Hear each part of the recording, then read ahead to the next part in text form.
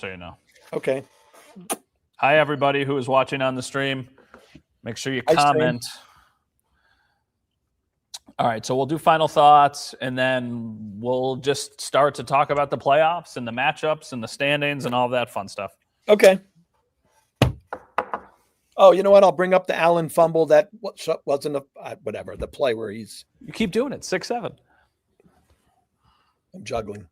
Yeah, I'll bring up the fumble that people didn't think was a fumble, but I don't know. It's a stupid league. Did you think it was a fumble?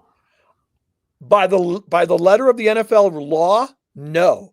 By common sense, yes. His arm came forward. His arm came forward. The ball was still in it, and then it comes out. That should be a fumble.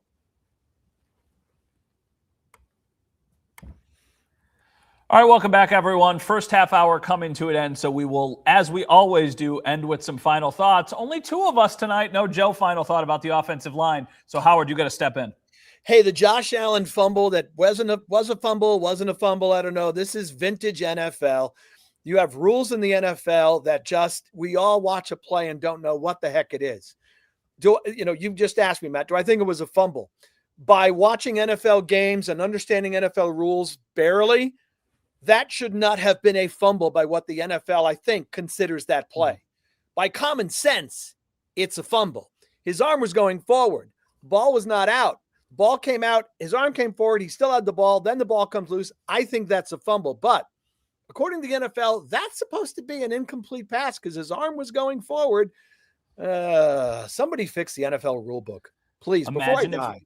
Imagine if that was a playoff game. Imagine how controversial and what that could have meant. Like, we would be losing what was like the line to gain last year in Kansas City, where he very clearly got a first down, but of course the NFL didn't rule it that way.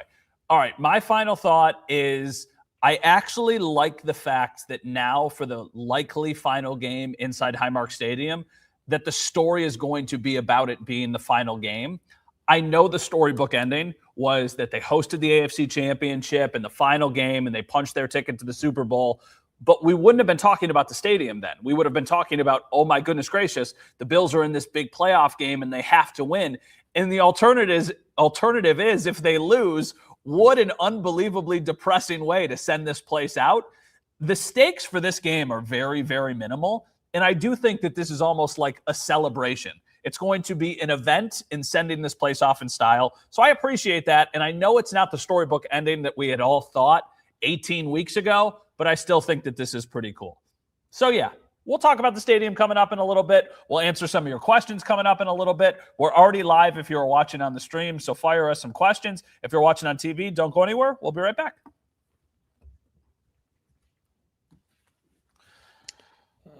All right. Let's see. Somebody's watching from Maine.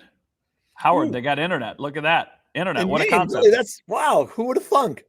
Aaron says hi. Oh, hi, Aaron. How are you? Thank you for watching. Let's see. Johnny says the quarterback's mind is broken. No, I don't think so. I don't think so either. I think it's easy to forget that about a week and a half ago, he was once again the favorite to win the MVP. Yep.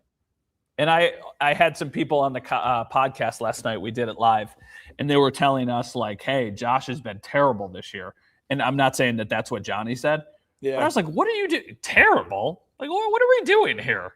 He's phenomenal. Just because he isn't what he was last year, which was the best player in the NFL, doesn't mean that he's not still really good. Yeah, I mean, the flaws without Josh Allen, do you want to think of what this offense would be like? Well, I think you watch around the league and you watch some of the other quarterbacks and you watch some of the other games and you're like, oh my goodness gracious. Yeah, even on a day where he was bad, he was still better than Jalen Hurts. Yeah, and he's making do in the passing game. Who is the most dangerous weapon? Kincaid. Nice player. Can't stay healthy. Kincaid when he does play, what does he get? 40% of the snaps? Yeah, he plays like 43% of the snaps, and it's usually like 60 receiving yards. And that's your best player in the passing game. Yeah. So, yeah, Josh is fine. He's not broken. Somebody says Josh has not been having fun when he's laughing. Watch out. Sherry, I think he's not having fun because the offense has been very inconsistent. Yeah, I'd be frustrated too if I were him. I wouldn't be having fun. I mean, if we're getting frustrated watching these guys play, imagine him. So yeah, he was I don't worry about yesterday. I don't worry about his head as that. He's a competitor. He'll be fine. Guys get frustrated. It doesn't mean he's broken mentally. He's not. All right, stand by. We're coming back on TV. Okay.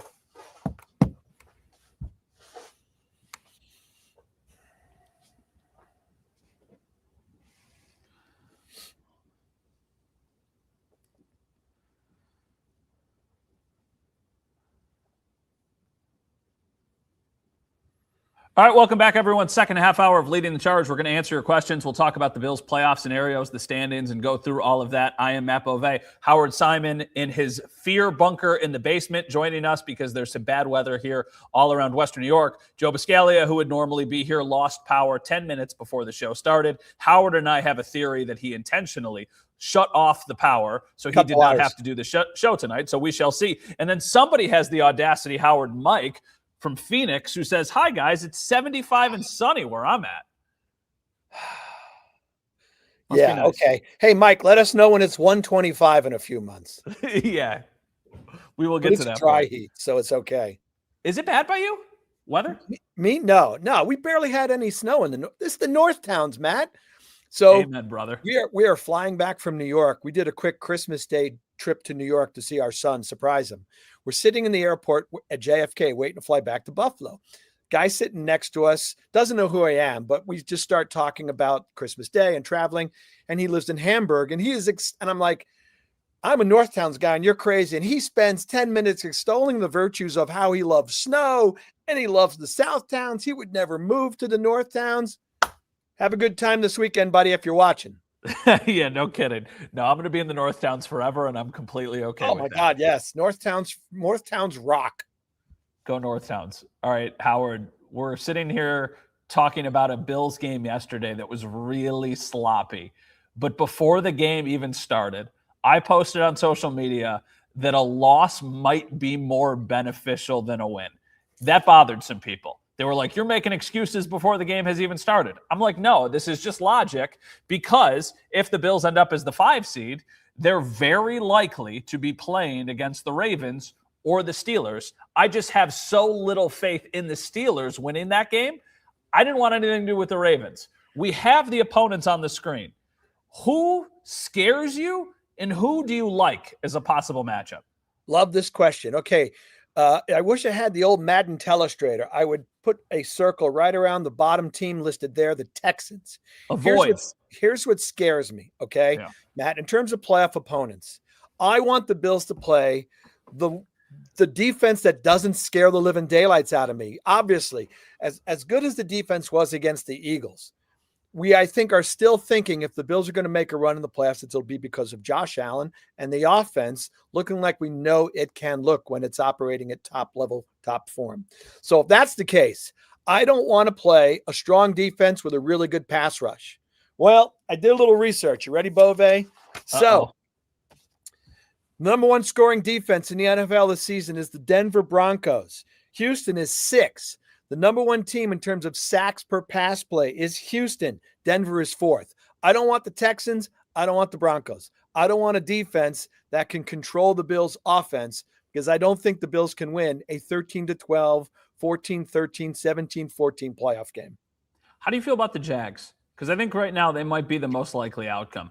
I think the Jags would probably be my 3rd choice to play. First off, I'm not afraid of Baltimore like you are. A lot of people are really afraid of Baltimore. Specifically, I'm sure they're afraid of Derrick Henry. Not as much Lamar Jackson in their passing game. And look, folks, the Ravens defense has not been good this year. Okay, that is not a vintage Baltimore Ravens team. Yeah. I would love Pittsburgh first and foremost, but if they play Baltimore, I don't think it's a bad matchup as long as Derrick Henry doesn't do what he did to the Green Bay Packers. I think that's what Bills fans are worried about. But, Matt, I'd put Jacksonville probably right after Pittsburgh and Baltimore. I don't want Houston. I don't want Denver. I'd be okay if they had to go to New England. They can go and win in New England. But New England, I think, is a really good football team with a quarterback who's playing with a tremendous amount of confidence. New England feels like the stakes would be so high, because if you went to New England and lost, it would just be such – and I know you can't be scared and you can't be worried about a demoralizing loss. Yeah. There is something to be said, though. There is a home field advantage in New England. They go to Jacksonville. I don't want to be throwing shade at other fan bases. There will be more Bills fans in that stadium than Jags fans. Well, New England, for me, if you looked at all the opponents and said, regardless of matchup, the last team you want the Bills to have their season end against, New England. It's New England. Of course it's New England. Unequivocally New England. It's not even, there's no question about it. So yeah, that matchup would make me nervous only because I cannot stand the arrogance and all the stuff that would be coming out of New England sports fans and New England media if the Bills, it's probably already bad enough. I'm sure they're talking about, the king is dead, long live the new king in the AFC East. I can't put up with that stuff. No, it's premature, too, because of what we're talking about. They could play each other in a week and a half. Yeah. And if the Bills went and won that game, is there really a new king at the top of the EFC East? Not really. So it feels like, there's a lot of people who are getting ahead of themselves here. Yeah, I wouldn't be worried about the matchup. I would just not want to lose to New England because it's New England. But hey, Drake May playing a playoff game at home, higher seed, big expectations. He's in the MVP discussion. There's a lot of pressure on the New England Patriots when they play that first playoff game at home. All right, Scott has a great comment. He is watching from X right now. We'll talk about this comment during the commercial break. So if you're watching on the stream, don't go anywhere. If you're watching on TV, we'll be right back. All right, Scott's comment. If the run defense is our Achilles heel, besides the Ravens, I don't see any real run-dominant teams. I think that's a very good point. I also think that's why the Jags defense is very legit, and that concerns me a little bit, and the offense has been clicking. Travis Etienne, I think, is a good player, but I don't think he is somebody who is striking fear into your defense. No, I'm just looking at, this isn't a good enough discussion or explanation, but if you just went by running stats, right? Rushing yards per game in the NFL this season. Matt, nobody in the AFC playoffs is in the top 10 outside of Baltimore, which is number one. So the only thing other running back. No, I'm just going to say there's no other running back that you'd look at and go single-handedly, this guy could cost us the game outside of Derrick Henry. Nope. Alan brings up the point. Houston has been a house of horrors for the Bills, and that is unequivocally true. If you had to go to Houston, that would be I think about that game. I think about every time they go to Houston, something bad has happened. He got hurt there as a rookie in 2018. In 2019, they lose the playoff game there. A couple of years ago was the Stephon Diggs game with all the crap at the end of the game. This year was this putrid performance from the offense. It's a weird place for them. Who threw the So was Jacksonville, though. Was it E.J. Manuel, pick six to J.J. Watt? 90 yards. E.J. Manuel, J.J. Watt, pick six. Yeah. I think the only good game I remember down there, the Lee Evans had a big game down there. Peerless Price? There's Lee Evans. Game. Lost he had 2 83-yard catches. Yeah, that's the only good game I remember in Houston. Is there any other team that we didn't talk about? You talked about the Broncos, talked about the Patriots, the Jags, the Ravens. The Steelers is unequivocally the best. Yeah, I think Pittsburgh is the team you want to face. It just feels so unlikely. I would rank Baltimore second, Jacksonville third, New England fourth, Denver fifth. I know Houston's offense doesn't scare anybody. Did you see what the pass rush did to Josh the other day?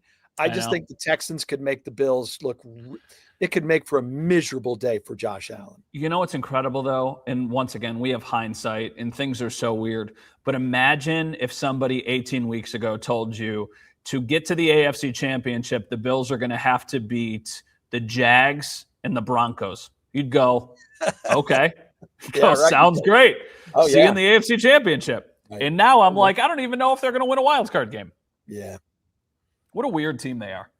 They are. It's so hard to get a feel for them week to week. That's frustrating. We just found out that because Grand Island schools are closed, our daughter's pre-K is closed tomorrow. Look at that. She's got to be thrilled. Yeah. Now we're just hanging out with a 2-year-old all day. All right, stand by.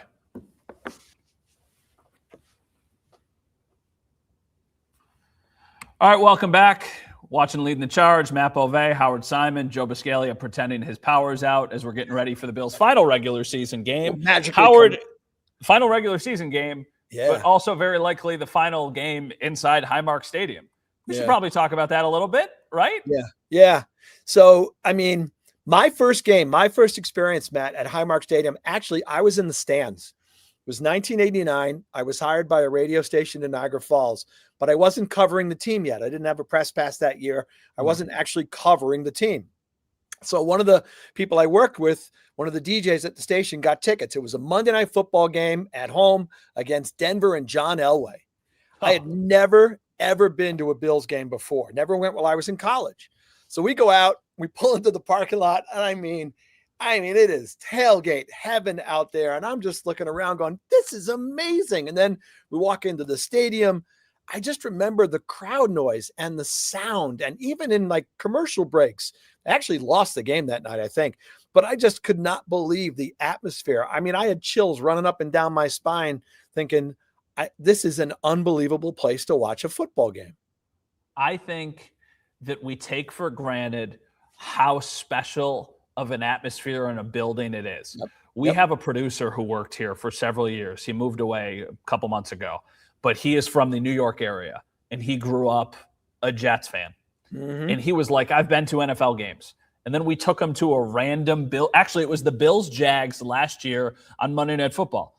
And he was like, this is so different. So, and obviously the Jets haven't been very good, but he was like, such a different atmosphere, such a different vibe.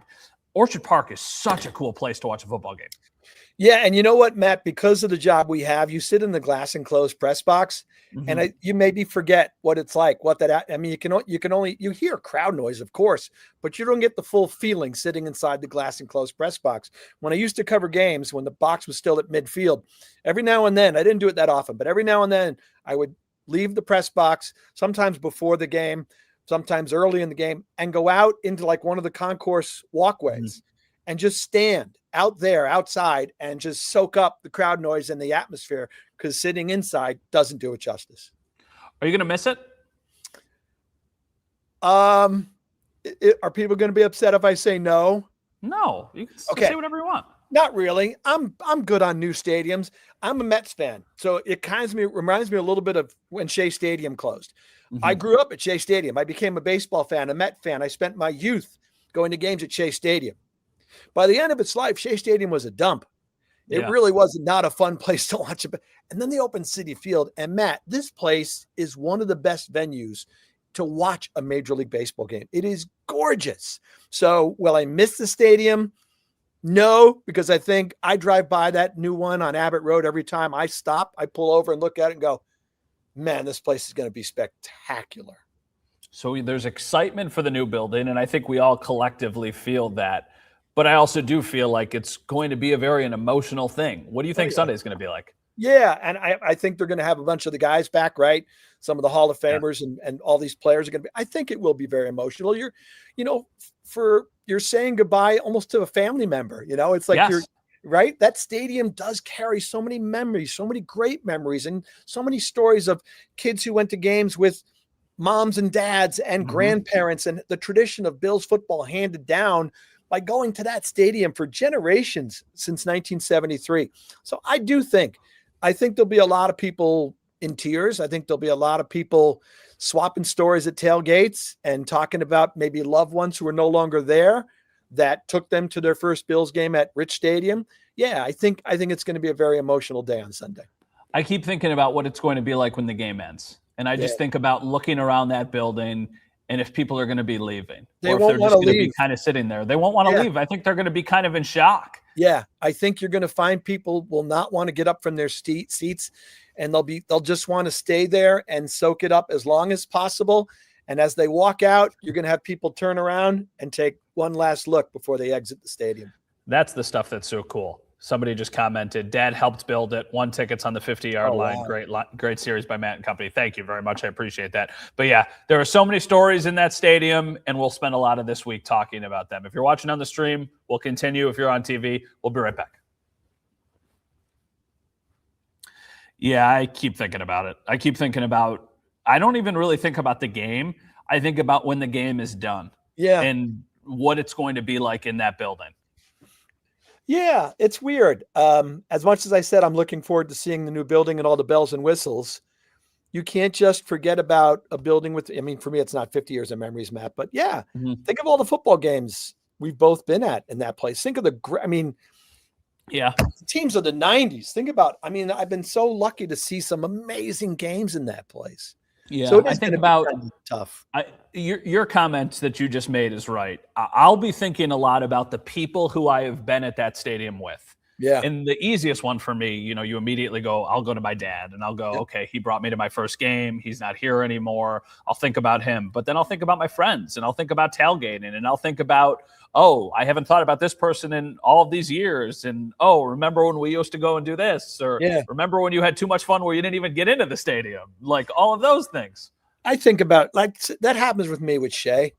If I ever see old films of Mets highlights at Shea, I think about my brothers taking me to baseball games when I was little. I think my dad worked at the stadium, so I would think of seeing my dad after the game. Birthday parties at the stadium. It was such a cool place. So I totally get it. I think you're going to be thinking about all the great memories you had in the building. My in-laws are huge Mets fans, and their dog is named Shea because of Shea Stadium. That's funny. So they adore that building. I've never been to Shea Stadium, but I've been to Citi Field. Oh, Citi Field's beautiful. It was like that when the Odd closed. When the Odd closed, I felt the same way. It was, you go into a new building, which is nicer and has all the different things. Cool. But, there was an atmosphere. The new building, KeyBank Center, is not the Odd. It just does not have the same feel to it that the Odd did. So, I think it'll be kind of strange. All right. We're coming back in 1 minute. In this segment, I did want to talk about just the offense again and just our level of concern with the offense and if it changes any of our thoughts about the season moving forward. And then after that, we only have one segment left. Okay. Which is crazy. Then time to buckle up and watch the Buffalo Sabres. Excellent. I know you said you haven't been able to see a ton. They've played awesome. That's good. It's really cool. I'm so glad to see people excited about the hockey team again. I know, and it feels like it's been way too long. They sold out the arena for the Bruins game, and they saw a win. That's awesome. I know. It was the perfect storm, and they took advantage of it. Thank goodness. All right, we're coming back.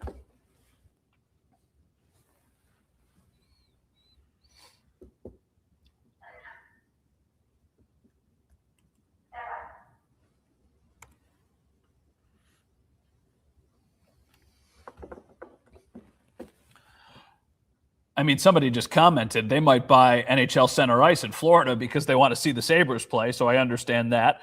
Mo says Keon deserves to play over Gabe. Mo, I actually do not agree with that. I think that Keon has provided very little this year, and Josh trusts Gabe more than he trusts Keon, but I don't think he really trusts anybody on that offense right now, which might explain why it has looked so disjointed and inconsistent. I am now as concerned about the offense as I am about the defense, which is a scary thing to say. Yeah, it is. Well, I got bad news for you, Matt. No matter what happens on Sunday, it's not going to ease your concerns. For sure. Because I think even if starters play, they should blow out the Jets. And even if the starters did play and they blow out the Jets, we're not going to sit here and go, everything's great. The Jets suck. They're that bad. So I would tell you, though, I think the rest will help. I think the rest will help Josh Allen. I think the rest will help Dalton Kincaid. I think James Cook will be fine and the running game will be fine come playoff time. Obviously, somebody in the wide receiving court needs to step up. I just need somebody to come up as a more reliable downfield receiver, okay, not named Khalil Shakir. Who that guy is, I don't know. Maybe it's playoff Gabe Davis needs to emerge here. Somebody's got to be able to be maybe the Cooks passes the other day and Shavers. You know what, Matt? Maybe that keeps defenses a little bit more honest. The Bills did have 3 passes downfield that they connected on, but I need somebody in that receiving core, just even if it's a different guy every game, Matt, I don't care. I just need another threat besides Dalton Kincaid to really make defenses be honest in terms of the passing gamut to help out Josh Allen. We've been doing the show for a couple of years now, and I'm throwing one out of left field here, but I do want to ask you this. If we went back a year ago, I know the Bills were the 2 seed. They were hosting playoff games, but we had questions about, hey, is this team good enough to go on a run? Do you feel much different now than you did a year ago about their chances? Do you feel better or worse? Because I think that team was better than this team. Yeah. But we have the luxury of looking at the teams that they might play. So yeah. I feel weird. That's why it's a mixed answer, Matt. From the Bills' perspective, no, I feel worse about the Bills. From their perspective, just the Bills, I feel worse. But again, this is the encouraging part. Guess who's not in the playoffs? Kansas City. For those of you that lie awake at night worried about Baltimore, they might not be in the playoffs. Joe Burrow is one of the teams that ended Josh Allen's season. Cincinnati's not there. So the field, it's like you wish you had previous Bills teams in this playoff field. But but from the Bills' perspective, no, Matt, I do not feel as good about this Bills team as I did previous Bills teams because they're just inconsistent. The offense, the defense, you have no idea what to expect from this team game to game and sometimes half to half. Good news, bad news.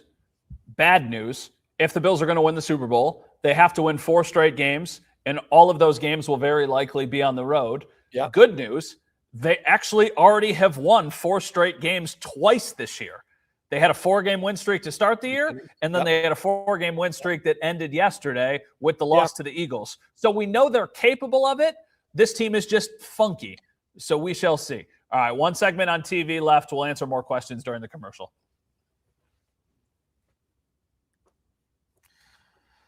Let's see.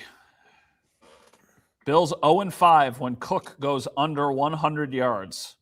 The biggest obstacle to the Bills winning a Super Bowl is themselves, and all of their losses, they beat themselves. That's a comment from Dale. I think that there's a lot of validity to that. Yeah. When the Bills play their best, I don't think there is a team in the AFC that they cannot beat. Actually, I know. I should say I know there's not a team. Here's the problem. When's the last time they played their best? Wouldn't you also agree that if the Bills lost a wild card game on the road, you wouldn't necessarily be stunned? Or would you? Would you be stunned? They could lose to anybody. Well, not Pittsburgh. Not at all. They could lose to any of these teams. Yes. That's how crazy this team is. This is a weird way of putting it. I think I am more worried about their chances in the wild card than actually, this isn't a weird way of putting it. This is the right way of putting it. I am more concerned about the wild card round than I have been at any point during the last 5 years. But if they get through that point, I'll feel more optimistic than I have probably at any point because of the teams that aren't there. I'm trying to think previous wild card rounds. Denver, Pittsburgh, Miami didn't have Tua. They were playing Pittsburgh. Yeah, Skylar Thompson. And Pittsburgh had Mason Rudolph. There's never been a wild card game, right, where you looked at it and thought, you would have been stunned if they lost any of those games. Stunned. I mean, they were against the Dolphins, they were a 13.5-point favorite. Against the Steelers, I think they were a 7.5-point favorite. The Colts year, I think they were like a 4.5-point favorite, but that was before they were good. Right. You know what the one was? The perfect game against the Patriots. People were nervous about that game. And that's, I think, why it was so crazy that what they did. Yeah, it's just so hard to predict how this team is going to look in the wild card round. You just have no idea. But they got a lot of playoff experience, Matt. They've been in pressure games. That's got to count for something. All right. Somebody actually just tweeted me, Nick Kaleo. He said, do the Bills mortgage their future for Justin Jefferson in the offseason? The fun thing is that we've got months to talk about this. I would love something like that, but, we shall see. We got 2 minutes left. What are you thinking as we're getting ready for the final regular season game? Honestly, I'm thinking about resting guys. I'm thinking about not worrying whether they win or I know you want them to win the final home game at the stadium. I honestly think you could play backups and still beat the Jets. So I'm really thinking about resting key guys and getting everybody healthy as much as possible for the wild card and the playoff round and the opener. And I'm not going to sit here on Sunday fretting out the out-of-town scoreboard. They'll play whoever they play, Matt, and I'll think they can beat whoever they play in that first game. Nick has a comment here. He says, Joe is pointing fingers. He needs to be pointing at himself. I'm assuming he's talking about Joe Brady. I am reading this as Joe Biscaglia is pointing fingers at us, but he should be pointing it to himself because his power went out. Yeah. And that's just unacceptable. I think Joe let the team down. I'm not going to lie. I know you're not supposed to hear dirty laundry in public, but Joe B., come on, man. No backup, no generator, nothing. If Joe lived in the North Towns, he'd probably still have power. I got power. I'm in You got power. Yeah. And you got rid of the glare. And I got rid of not only are you a sports analyst, you're also a lighting expert. My wife was yelling at me. She's watching upstairs. She texted me and said, the glare's awful. Do something about it. Well, you did something about it. And also, thank you for making yourself available in the storm. Shout out to Jenna, who is producing today. Much love, Jenna. Michelle, who is directing. We've got Howard over there in the fear bunker. I am Matt Beauvais. Thank you so much for watching all the way up to this point in the year. But hopefully we got, 5 or 6 left. All right. Thank you, Howard. All right, Mr. Beauvais. Good luck this week. Happy New Year, and we'll talk. Happy New Year. Thanks, Appreciate everybody. you always. Thank you, everybody on the stream. Bye, stream. Bye, Howard.